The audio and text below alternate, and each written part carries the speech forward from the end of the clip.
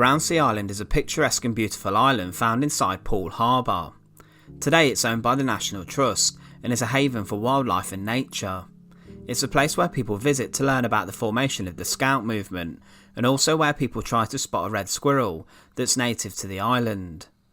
It's only accessible by boat, however during the Second World War it had an incredibly important job to try and save as many lives from the destructive and barbaric Luftwaffe bombing as possible. This island prevented thousands of German bombs from landing on Poole Harbour, which had an important role during the conflict. Today we look at the island that protected thousands of lives from German bombing. To support our channel, please make sure to subscribe. Opposite the town of Poole, located a 20-minute boat ride from the mainland, sits Brownsea Island, the largest of 8 islands found inside the harbour. There is a wharf and a small dock on the eastern side of the island, where the castle can also be found. It's around 1.5 miles long and 3/4 of a mile wide, and is covered in woodland, heathland and salt marsh. On the island are very few buildings except for the church, the castle, and buildings associated with scouting. The northern part of the island is a nature reserve for rare birds. It was first recorded during the 9th century, and a chapel was established here, where a hermit was the only resident who would bless sailors passing through Poole Harbour. It was a good strategic location, and during the Tudor times, Henry VIII saw the use in building an artillery castle on the island to defend England from possible invasion, following the notorious king annoying Catholic countries when he broke from Rome. During the Second World War, the Luftwaffe would embark on a number of intense bombing campaigns over the UK. The German Air Force would conduct mass air attacks against industrial targets, towns and cities, beginning with the targeting of London following the end of the Battle of Britain. Following their loss at the Battle of Britain, the Luftwaffe were ordered to attack the capital and to draw RAF fighters into a battle of annihilation. Adolf Hitler and Goering, the Commander-in-Chief of the German Air Force, ordered a new policy, strategically bombing the capital for 56 of the following 57 days and nights from the 7th of September 1940 in order to break the will of the people. The Luftwaffe would also target other cities and industrial towns, but also focus on port towns such as Bristol, Cardiff, Portsmouth and Southampton. The town of Poole also was not fortunate enough to avoid the bombing. Its worst air raid occurred on the 27th of March 1941, when a lone German bomber was targeting railway viaducts near to the town. Instead it would score a direct hit on a staff canteen at the Bourne Valley Gasworks, killing 33 workers there. This would be the single loss of life in Poole during the conflict. During the Second World War, Poole was a rather important port town and also had many different factories there, which would make supplies for the war effort.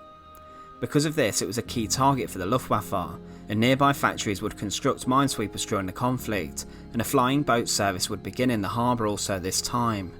In many port or harbour towns across the UK, things were needed to be done to stop the Luftwaffe bombers from dropping their payload on the industrial factories. At this time you obviously had the RAF, trying their best to take down the bombers, but they could only do so much. Anti-aircraft fire would also help, however Poole Harbour had an incredibly interesting defence that it could use to lure the Luftwaffe away from the town, and more importantly the harbour. It had the large island of Brownsea that in 1940 had provided a brief haven for exhausted Dutch and Belgian refugees who had taken small boats to escape the Nazi occupation of their land. During the conflict, large flares would be placed on the western end of the island. These would hopefully then attract the Luftwaffe bombers towards this area and away from the port of Poole. So what would happen is that the German bombers would go and drop their bombs on this area, thinking that it was actually the industrial town, when really the only thing that was here was just some flares and trees. No one lived here too, so it was extremely safe. Nearby also was the town of Bournemouth, which was also seen as an industrial target, and the decoy at Brownsea would also attract pilots away from this area too. The western end of the island was also perfect, because there was literally no infrastructure in this part, and only a few houses that belonged to the deserted village of Maryland that had been left empty for over a decade. Also the western part of Brownsea was over a mile away from the castle and the small jetty that's there. The German bombers would look out to try and find the harbour of Poole or Bournemouth, drop their bombs on the lit up area, and they would land on Brownsea, causing no damage to people or infrastructure, but just the trees on the island. The houses of Maryland mentioned earlier were destroyed, However, it's estimated that over 1,000 tons of bombs landed on Brownsea, with the Luftwaffe crews falling for the trick of the decoy. This sheer amount of ordnance landing on Poole would have killed hundreds and significantly disrupted the important wartime industry. The ingenious use of Brownsea Island as a decoy to attract bombs would save many lives. It would also allow Poole to later in the conflict become one of the largest embarkation points for the D-Day landings, where soldiers would begin their journey to Normandy. 81 landing craft containing US Army troops would leave Poole for Omaha Beach, and it would also become an important centre for the US Coastguard. They deployed 60 cutters who patrolled the D-Day invasion areas, and these were all based at Poole. So what is a rather beautiful and picturesque island which is now home to red squirrels, once was a site to attract Nazi bombs to?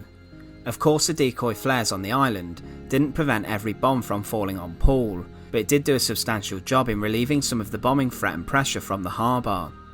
Today very little remains of the artillery's impact, and most of the craters are now covered in trees, but Brownsea Island undoubtedly saved a huge amount of lives from being bombed by the Luftwaffe.